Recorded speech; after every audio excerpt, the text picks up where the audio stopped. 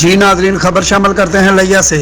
थाना चौक आजम पुलिस ने कार्रवाई करते हुए डकैती, राजनी और चोरी की वारदातों में मुलव्वस 3 gang, Gojra gang, Kashmiri gang और कार चोर गैंग के 8 अरकान को गिरफ्तार कर लिया।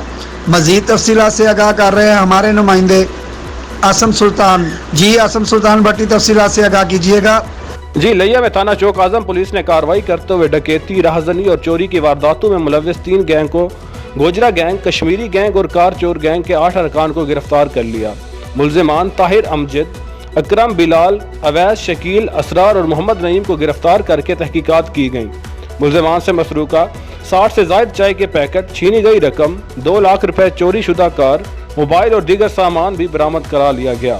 मुलजिमान से वारदातों में इस्तेमाल होने वाला असला 7 पिस्टल भी पुलिस ने अपने कब्जे में ले लिए। DSP फरज रसूल का कहना है कि मुलजिमान बैनुल अज़लाई गैंग, जराइम पेशा गैंग का हिस्सा हैं और मुख्तलिफ मकामात में दीगर शहरों को भी पुलिस को मतलूब हैं। मुलजिमान से मज़ीद तहकीकात जारी हैं कि मुलजिमान को हवालात में बंद कर दिया गया। DSP फरज रसूल ने बेहतर कारकर्दगी पर SHO मोहम्मद आबिद और उसकी टीम को शाबाश दी। आसम सुल्तान भट्टी, आपका बहुत शुक्रिया।